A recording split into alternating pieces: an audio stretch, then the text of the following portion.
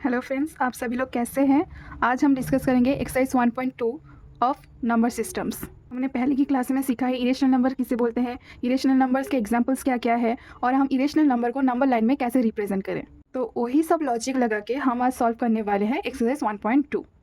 तो हमारा पहला क्वेश्चन है state whether the following statements are true और फॉल्स, जस्टिफाई योर आंसर।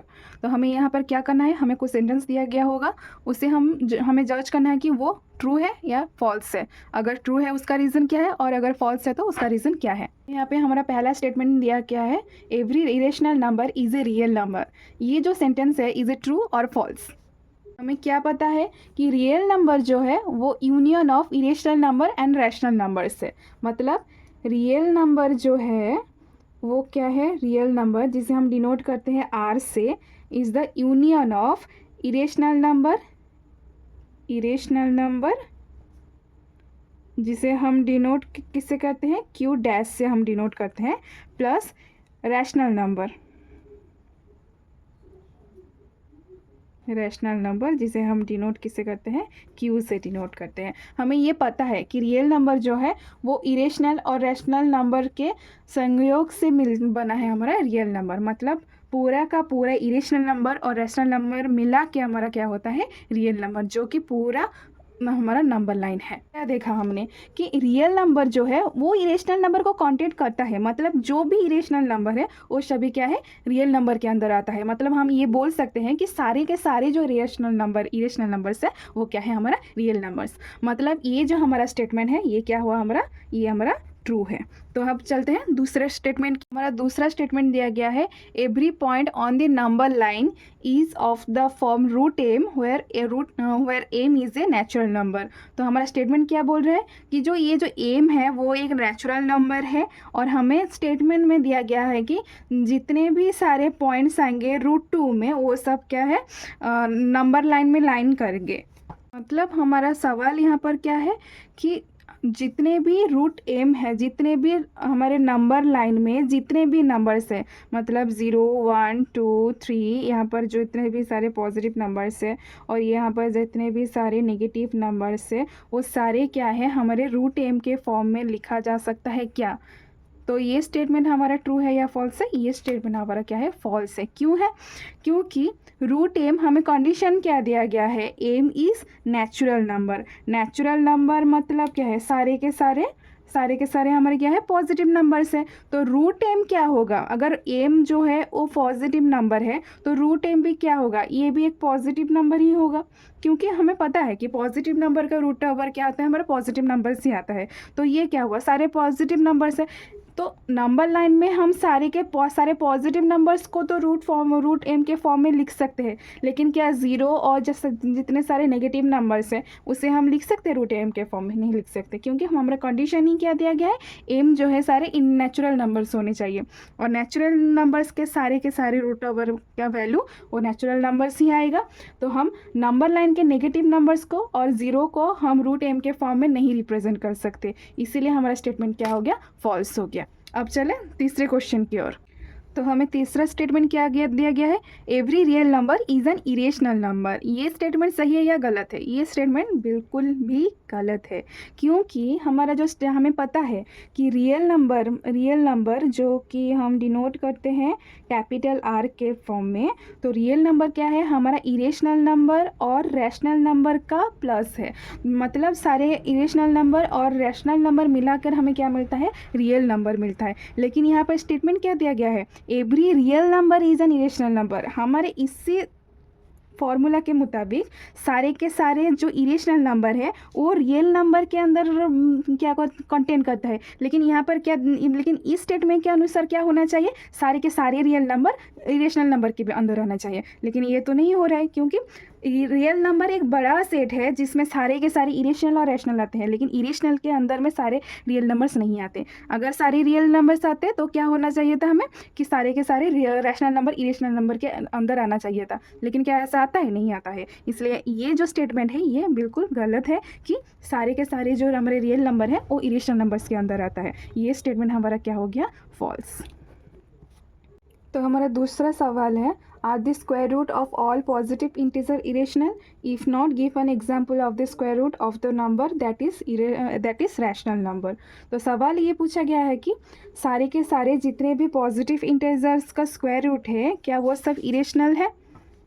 पहला जो क्वेश्चन है कि सारे के सारे पॉजिटिव इंटीजर्स के स्क्वायर रूट क्या वो सब इंटीजर्स है, ये गलत है, क्योंकि सारे के सारे जो पॉजिटिव इंटीजर्स के स्क्वायर रूट है वो इरेशनल नहीं है, क्योंकि अगर हम √4 लिखें तो √4 का वैल्यू आता है +-2, मतलब +2 और -2, तो 2 जो है +2 आ गया, एक नेचुरल नंबर आया, -2 एक रियल नंबर भी हम बोल सकते हैं और इंटीजर्स भी बोल सकते हैं, लेकिन ये दोनों में से कोई भी हमारा क्या है ना इरेशनल नंबर्स नहीं है, तो हम इस रूट ओवर को तो नहीं बोल सकते कि ये इरेशनल नंबर है। ठीक वैसे ही अगर हम √9 लिखे, अगर √25 लिखे, √49, √36, ये सारे नंबर्स के जो स्क्वायर रूट आएंगे वो सब क्या है इरेशनल नंबर्स नहीं है। लेकिन कुछ नंबर्स ऐसे भी हैं जो इरेशनल होते हैं, जैसे कि √2, √3, √5, √7, √6, ये सारे क्या है हमारा, ये सब हमारे इरेशनल नंबर्स हैं, इरेशनल्स है, और ये सारे हमारे क्या है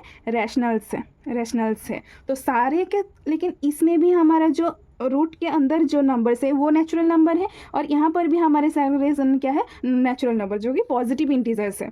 तो लेकिन ये नंबर सारे इरेशनल होते हैं, लेकिन ये इरेशनल्स नहीं होते, तो हम ये नहीं बोल सकते कि सारे के सारे जो पॉजिटिव इंटीजर्स के स्क्वायर रूट है वो सारे इरेशनल नंबर्स है। ये नंबर्स के ऊपर डिपेंड करता है कि नंबर क्या दिया गया है और उसका रूट ओवर क्या इरेशनल आता है या रैशनल आता है। इरेशनल्स भी हो सकते हैं और रैशनल्स भी हो सकते हैं, लेकिन हमें यहाँ पर दिया क्या गया, if not give an example of square root of the numbers that is rational numbers. मैंने यहाँ पर बहुत सारे एग्जाम्पल दे चुका हूँ कि √9, √25, √49, √36 ये सब क्या है रूट ओवर के फॉर्म में है, और जो 9, 25, 49, 36 ये सारे नंबर्स क्या है पॉजिटिव इंटीजर्स है, और इसका जो स्क्वायर रूट आएगा वो सारे क्या आएंगे इरेशनल नंबर्स आएंगे। तो हमारा ये क्वेश्चन भी सॉल्व हो गया। चलिए अब तीसरे क्वेश्चन के, तो हमारा थर्ड क्वेश्चन है, so how √5 can be represented on the number line. हम √5 को नंबर लाइन में कैसे रिप्रेजेंट करते हैं, तो हमने पहले की क्लासेस में सीखा है कि √2 को नंबर लाइन में कैसे रिप्रेजेंट करते हैं, √3 को नंबर लाइन में कैसे रिप्रेजेंट करते हैं, ठीक उसी को ही और थोड़ा प्रोग्रेस करके हम √5 को भी ड्रॉ कर सकते हैं। चलिए कैसे ड्रॉ करना है, पहले हम √3 तक हमें मालूम है कि कैसे ड्रॉ करना है, तो हम √3 तक पहले ड्रॉ कर लेंगे, उसके बाद √5 कैसे करना है वो देखेंगे। ठीक है, हमने क्या यहाँ √3 तक ड्रॉ कर लिया, अब √5 कैसे ड्रॉ करेंगे। √5 को ड्रॉ करने के लिए हमें पहले चाहिए √4 को कैसे ड्रॉ करना है, फिर हम देखेंगे √5 कैसे ड्रॉ करते हैं। ठीक है, चलिए ड्रॉ करते हैं √4। तो √4 करने के लिए हमारा जो √3 का जो लाइन है उसके ऊपर क्या करना है, हमें ये जो पॉइंट है इसमें हमें एक 90 डिग्री ड्रॉ करना है। यहाँ पर हमें एक 90 डिग्री ड्रॉ करना है और एक 90 डिग्री ड्रॉ करना है, जिसका जो कितना है 1 यूनिट का होना चाहिए। फिर उससे हम क्या करेंगे, यहाँ पर सेंटर से ज्वाइन करेंगे। तो सेंटर में ज्वाइन करने के बाद ये जो आएगा ये हमारा √4 आएगा। वो कैसे आएगा, अगर हम एक नाम दे दें, ये O है, ये है ABCD, तो हमारा ये जो है ODC एक ये क्या हो गया, एक राइट एंगल ट्राइंगल हो गया। तो राइट एंगल ट्राइंगल में OC क्या है, OC है हमारा बेस, DC है परपेंडिकुलर, और OD है हमारे हाइपोटेन्यूस। तो हमें फॉर्मूला क्या पता है, A² = P² + B²। तो यहाँ पर P² का वैल्यू कितना है, P मतलब परपेंडिकुलर कितना है 1 यूनिट, तो क्या हुआ 1² प्लस यहाँ पर B क्या है, बेस कितना है √3 का स्क्वायर, तो ये हुआ 1, ये +3, तो ये हो गया हमारा 4। लेकिन हमें चाहिए क्या, हाइपोटेनियस मतलब OD स्क्वायर। यहाँ पर ये फॉर्मूला OD² का फॉर्मूला है, तो एच का वैल्यू कितना आएगा 4 का रूट कितना होता है 2, क्योंकि ये लेंथ है, हमें हमेशा पॉजिटिव लेना है। हालांकि हमें पता है कि √4 कितना होता है +-2 होता है, लेकिन हम यहाँ पर -2 को कंसिडर नहीं करेंगे, 2 को कंसिडर करेंगे, क्योंकि हमें लेंथ लेना है, और हमें मालूम है कि लेंथ कभी भी, डिस्टेंस कभी भी नेगेटिव नहीं हो सकता, वो हमेशा पॉजिटिव ही रहता है। तो यहाँ पर क्या हुआ, √4 आया, तो 2 मतलब 2 ही आता है, तो यहाँ पर हमारा क्या गया √4 आ गया। तो √4 के बाद हमें क्या करना है, √5 को ड्रॉ करना है। √5 को ड्रॉ करने ठीक वैसे ही यहाँ पर एक क्या करेंगे, यहाँ पर एक 90 डिग्री ड्रॉ करेंगे। 90 डिग्री ड्रॉ करके एक 90 डिग्री ड्रॉ करेंगे, उसे क्या करेंगे सेंटर में जॉइन करेंगे। तो ये सेंटर में जॉइन करने के बाद हम इसको नाम क्या दे देंगे, ई नाम दे देंगे। ये हुआ वो हमारा 1 यूनिट का है और ये है √5। ठीक वैसे ही कैलकुलेशन करके हमें क्या मिल जाएगा, √5। यहाँ पर ये जो हमारा राइट एंगल ट्राइंगल है ODE, इसमें हमारा बेस क्या है OD, परपेंडिकुलर है ED और OE क्या है हमारा हाइपोटेनियस। तो हमें यही फॉर्मूला अप्लाई करके, मतलब हम अगर करेंगे कि हमें यही फॉर्मूला अप्लाई करके हमें मिल जाएगा कि OE का वैल्यू कितना है, √5 है। ठीक है, तो हमें हमारा ये क्वेश्चन सॉल्व हो गया कि √5 कैसे रिप्रेजेंट करते हैं नंबर लाइन में। बस यहाँ पर क्या करना है, हमें इसको यहाँ पर कॉम्पास का सेंटर पॉइंट करके हमें इसको जो हमारा हाइपोटेनियस है इसे क्या करना है, हमें उसका रेडियस लेके एक सर्कल ड्रॉ करना है। सर्कल ड्रॉ करने के बाद एक सर्कल ड्रॉ करना है। तो सर्कल जहाँ पर भी नंबर लाइन को टच करेगा वो क्या है हमारा √5। तो हो गया, हमारा सॉल्यूशन आ गया कि हम √5 को कैसे नंबर लाइन में रिप्रेजेंट करते हैं। और इसी के साथ हमारा क्या है, हमारा जो एक्सरसाइज 1.2 है वो कंप्लीट होता है।